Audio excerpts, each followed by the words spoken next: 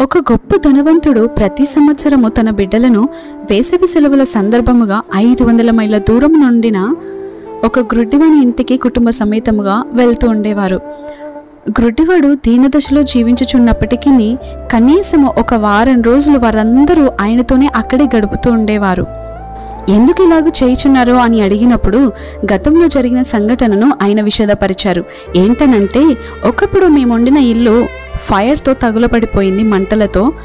నేను నా భార్య బయటికి వచ్చాము, కానీ నా 2 బిడ్డలు లోపలనే ఉండిపోయారు. అప్పుడు ఈ గుడిసెలో ఉన్న వ్యక్తి తన ప్రాణమును లక్ష్య పెట్టక తన ప్రాణాలను సహితము తెగించి అగ్ని జ్వాలల మధ్యకు దూరి బిడ్డలను కాపాడాడు. అలాగూ చేయుచున్న ప్రయత్నంలో తన కనుదృష్టిని కోల్పోవడం జరిగింది. కానీ మా బిడ్డలకు ఆయన ఏ హాని కలగకుండా బయటకు తీసుకొచ్చాడు. ఆ సంభవం జరుగుతున్నప్పుడు తన దృష్టిని, తన 2 కళ్ళ సైట్ని పోగొట్టుకోవడం జరిగింది. అందుకే అది మరవలేకపోవచ్చున్నాము. ఆయనకు ప్రత్యుపకారము చేయు రీత్యా ప్రతి ఏడాది, ప్రతి సంవత్సరము ఈ రీతిగా వచ్చి ఆయనతో మేము సమయం గడుపుతూ ఉంటాము అని చెప్పడం జరిగింది.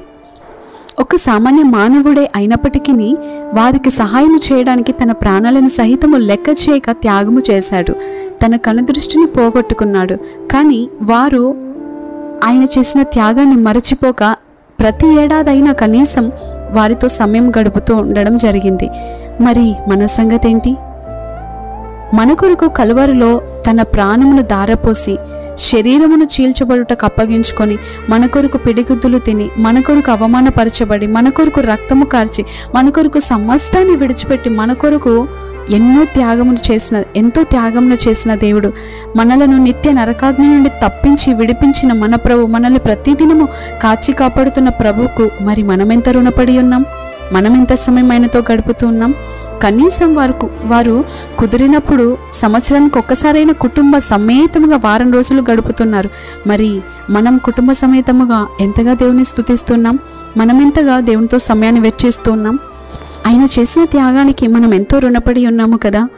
కీర్తనల గ్రంథం 18వ అధ్యాయం 16వ వచనం మనం చూసినట్లయితే, ఉన్నత స్థలం నుండి చెయ్యి చాపి ఆయన నన్ను పట్టుకొని మహాజలరాశులలో నుండి తీసెను.